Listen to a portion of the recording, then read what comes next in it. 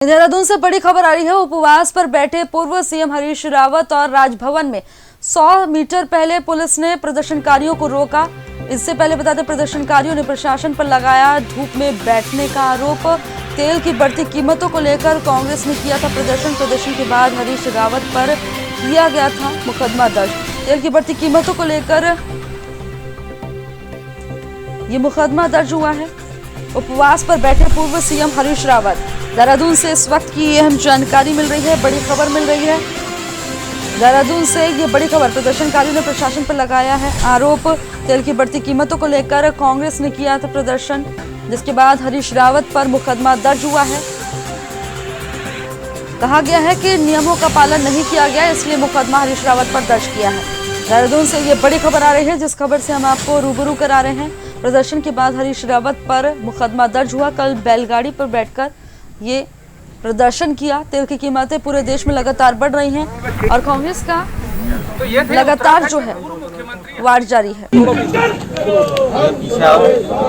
दोस्तों, लोकतंत्र बचाने की लड़ाई को लड़ने के लिए मैं राजभवन के सामने 1 घंटे का सांकेतिक धरना देना चाहता था, ताकि देहरादून से लेकर दिल्ली तक आसाम तक जिस प्रकार से लोकतंत्र का गला घोंट रहे हैं, निर्मम लाठी प्रहार, जेल और थानों के अंदर कांग्रेस के कार्यकर्ताओं को ठूंस रहे हैं, और देहरादून में भी जिस प्रकार से मेरे ऊपर जो है, मैं भगवान शिव को प्रणाम करने गया, बैलगाड़ी में क्या गया,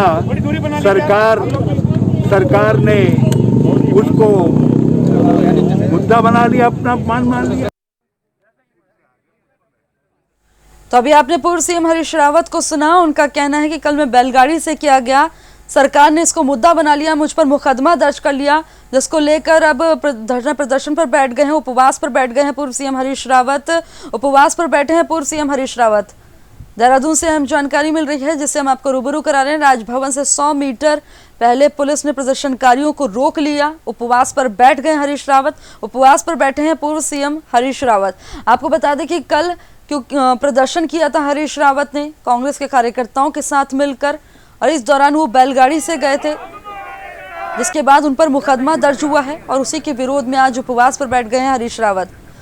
उपवास पर बैठे हैं पूर्व सीएम हरीश रावत। देहरादून से ये बड़ी खबर आ रही है। राजभवन से 100 मीटर पहले पुलिस ने प्रदर्शनकारियों को रोका। उपवास पर बैठे हैं पूर्व सीएम हरीश रावत। बता दें कि लगातार पेट्रोल और डीजल के दाम बढ़ते जा रहे हैं, इससे देश में गुस्सा देखा जा रहा है। इसी को लेकर कांग्रेस प्रदर्शन कर रही है। खबर पर ज्यादा जानकारी के लिए हमारे संवाददाता पवन दीक्षित फोन लाइन पर जुड़ गए हैं। पवन, लगातार जो है तेल की कीमतें बढ़ रही हैं, इसको लेकर कांग्रेस जगह जगह प्रदर्शन कर रही है, और इस दौरान जब हरीश रावत ने भी प्रदर्शन किया तो कहा गया कि पालना जो है नियमों की नहीं की गई, जिस वजह से मुकदमा दर्ज हो रहा है, और अब उपवास पर बैठ गए हैं हरीश रावत।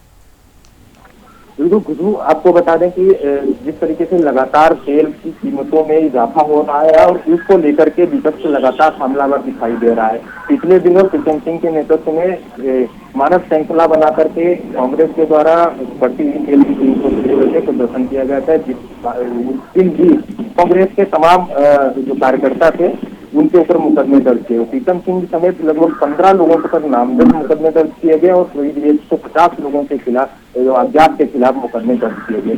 वहीं कल फिर से प्रीतम सिंह के अध्यक्षता में प्रदेश कार्यालय में धरना प्रदर्शन मुख्यमंत्री हरीश रावत भी क्वारंटाइन का समय पूरा करने के साथ में जनता के पास बाहर अपने घर से बाहर निकले और बैलगाड़ी से एक प्रदर्शन करते हुए रायपुर शिव मंदिर तक पहुंचे।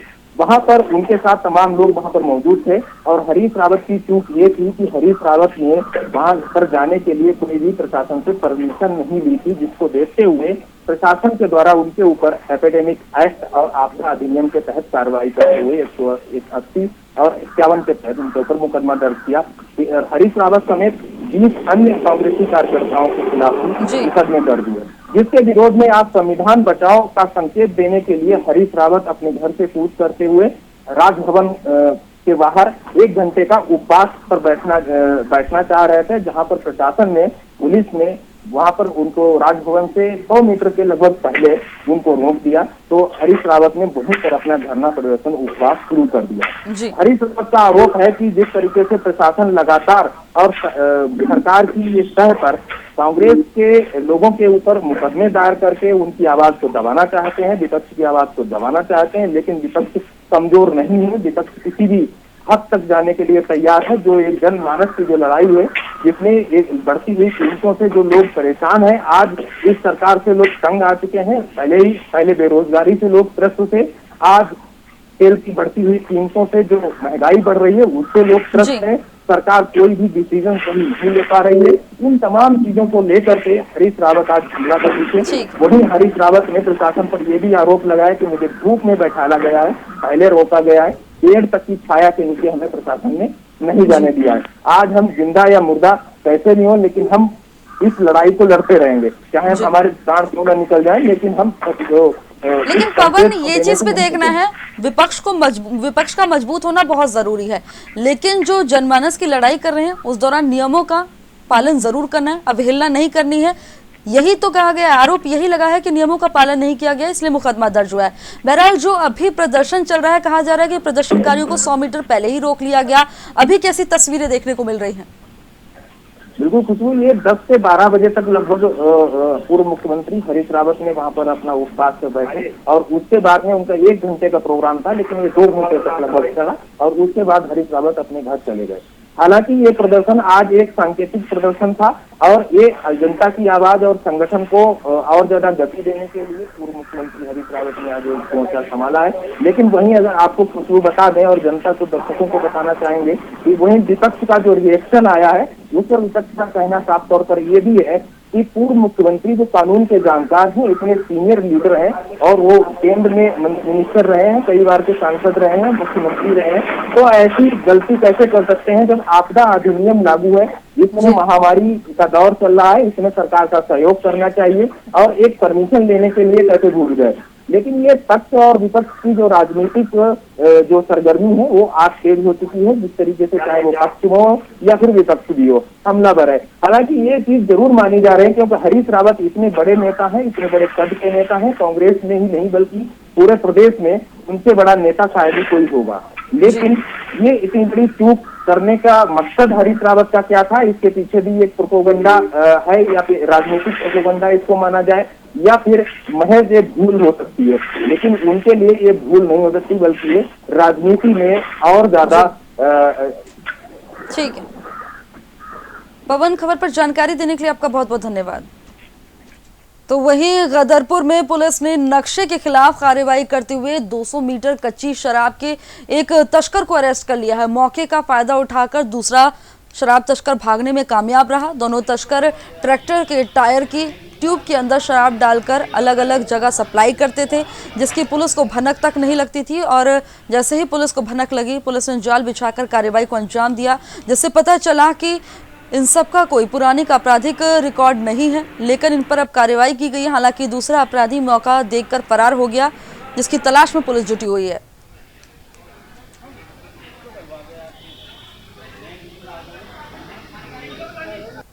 एक नशा मुक्ति अभियान चलाया जा रहा है जो पुलिस मुख्यालय की ओर से निर्देशित है। इसके तहत जो चौकी प्रभारी जोधर श्री जगदीश चंद्र तिवारी जी द्वारा अपनी सुरागरसी और पतरसी के माध्यम से 2 व्यक्तियों को जो है वो 200 लीटर शराब के साथ में घेराबंदी करके 200 लीटर शराब, कच्ची शराब जो है वो बरामद की गई थी, जिसमें एक व्यक्ति की गिरफ्तारी की गई और एक व्यक्ति मौके से भागने में सफल रहा। जो व्यक्ति पकड़े गए हैं और जिनका नाम प्रकाश में आया है, व्यक्ति पहली बार ही हमारे संज्ञान में आए हैं। हो सकता है कि ये अभी इन्होंने हाल ही में काम शुरू किया हो या बहुत पहले से कर रहे हो, इसके बारे में जाँच की जा रही है और आगे जाकर के जो भी चाहे वो गैंगस्टर के तहत हो या जो भी कार्रवाइयाँ बनती है उनके खिलाफ कार्रवाई की जाएगी।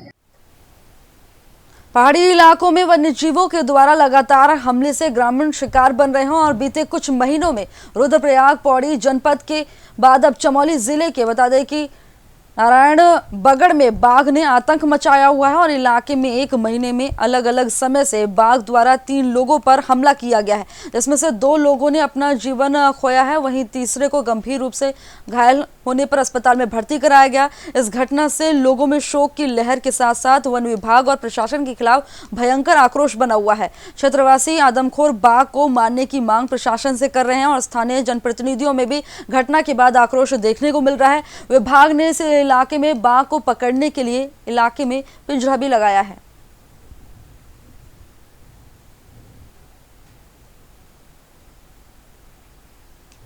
हम लोग अभी विकासखंड नारायण बगड़ के ग्राम पंचायत गैरबारम में हैं और आज से लगभग 1 माह पूर्व यहाँ पर आदमखोर बाघ के द्वारा एक 4 वर्षीय बालक को मारा गया और उसके बाद लगातार पूरे क्षेत्र में आदमखोर बाघ का आतंक बना रहा और उसके 15 दिन के बाद एक युवती पर फिर बाघ के द्वारा उसको मारने का प्रयास किया गया और आज ठीक एक महीने बाद यहाँ पर ग्राम पंचायत गैरबारम में यहाँ की जो ग्राम प्रधान है श्रीमती मधु देवी, वाइफ ऑफ देवेंद्र सिंह, उनकी 11 वर्षीय बालिका को आप यहाँ पे देख सकते हैं, बालिका को बाघ के द्वारा मारा गया है। और लगातार क्षेत्र में बाघ की दहशत से पूरे क्षेत्रवासियों में बहुत दहशत का माहौल बना हुआ है और पूरे क्षेत्रवासियों में अभी यहाँ पर कम से कम 250-300 के लगभग लोग यहाँ पे बैठे हुए हैं और जंगल में अभी लोग रात बिता रहे हैं, डेड बॉडी के साथ यहाँ पे बैठे हुए हैं।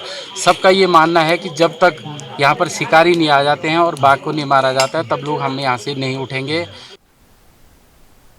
वहीं खानपुर विधायक कुंवर प्रणव सिंह चैंपियन ने तहसील अधिकारियों के साथ गोल भट्टा गांव में जलभराव की समस्या का निरीक्षण किया, साथ ही अधिकारियों को निर्देश भी दिए। इस समस्या का जल्द से जल्द निवारण करने के लिए भी कहा गया। इसके साथ ही लोगों ने सरकार और प्रशासन को चेतावनी दी है कि अगर उनकी समस्या का समाधान नहीं हुआ तो आने वाले चुनाव का बहिष्कार करेंगे।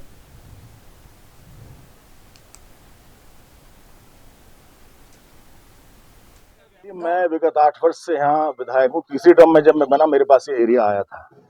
मैंने तत्समय भी इसका बहुत ज़्यादा R&D इसके ऊपर किया था। मुख्यमंत्री बहुगुणा जी ने इसमें हमें आशीर्वाद भी दिया था, 1 करोड़ रुपया दे दिया था सिर्फ DPR बनाने के लिए, लेकिन वो योजना सर नहीं चल पाई क्योंकि STP का मैंने प्रपोजल दिया था सीवेज ट्रीटमेंट प्लांट का और 135 करोड़ का बजट था। सरकार स्वीकृत करने जा रही थी लेकिन तभी सरकार हमने गिरा दी थी, प्रदेश सरकार, केंद्र सरकार ने स्वीकृत कर दिया था और तत्कालीन मुख्यमंत्री हरीश रावत ने उसको कैंसिल कर दिया था। उसके बाद जब हम चौथी बार विधायक बने हमने बहुत प्रयास किया। आदरणीय सुश्री उमा भारती जी ने भी हाँ भर दी थी, ये विभाग उनके पास था, लेकिन 135 करोड़ नहीं आ सका, इसलिए काम नहीं हो सका। लेकिन आज जनता की समस्या के निवारण के लिए हम अपने अधिकारी जो हमारी जॉइंट मजिस्ट्रेट रुड़की हैं नमामि बंसल जी, उनके साथ आए हैं हमारे, और BDO मिस्टर त्यागी भी हैं और अधिकारी और कर्मचारी भी हैं। मेरी धर्मपत्नी जिला पंचायत सदस्य वो भी आई हैं और हम इसका एक अभी टेम्पररी सॉल्यूशन देख रहे हैं जिससे कि यहाँ का पानी निकाल करके और इस तालाब के पानी की जड़ की ड्रेजिंग हो जाए, इसका जो सतह है वो गहरी हो जाए और रोज़ाना जैसे नाले का हमें पता लग रहा है वहाँ पर इनंडेशन कर दिया जाए, वहाँ से पानी निकलता रहे। और धीरे धीरे जैसे हमारी जॉइंट मजिस्ट्रेट ने हमें बताया, अभी NIH से आप बात कर रही हैं, इनका प्रपोजल बहुत अच्छा है, उसके विषय में आप बताएंगी, उस पर भी हम प्रयास करेंगे, गवर्नमेंट का ध्यान आकर्षण करेंगे। कोरोना संकट और चीन सीमा विवाद को लेकर इन दिनों कांग्रेस और बीजेपी आमने सामने है और बीजेपी ने जहां कांग्रेस पर राजीव गांधी फाउंडेशन का चीनी कनेक्शन जोड़कर सवाल खड़े कर दिए, तो वहीं कांग्रेस के निशाने पर अब PM केयर्स फंड है। मसूरी पहुंचे उत्तराखंड कांग्रेस के प्रदेश उपाध्यक्ष जोत सिंह बिस्ट ने केंद्र सरकार और बीजेपी पर सवाल दागे और इसके साथ ही उन्होंने केंद्र सरकार पर सवाल खड़े करते हुए कहा है कि चीनी कंपनियों ने PM केयर्स फंड में 9,678 करोड़ रुपए दिए हैं, लेकिन उसका कोई हिसाब किताब नहीं है। एक तरफ चीन PM केयर्स फंड में 9,678 करोड़ रुपए दे रहा था, वहीं दूसरी तरफ वो सीमा पर घुसपैठ भी कर रहा था, जिसमें भारतीय सेना के 20 जवान शहीद हो गए, जो चिंता की बात है। प्रधानमंत्री नरेंद्र मोदी देश की जनता को गुमराह कर रहे हैं, जिसको जनता देख रही है और आने वाले समय में मोदी सरकार कैसे जवाब देगी। देश में जो भारतीय जनता पार्टी की सरकार है उसके प्रधानमंत्री अकेले ऐसे प्रधानमंत्री हैं जो अब अपने कार्यकाल में 9 बार चाइना का दौरा कर चुके हैं, 9 बार चाइना के प्रधानमंत्री की चाय पी चुके हैं, उनके साथ झोला झूल चुके हैं।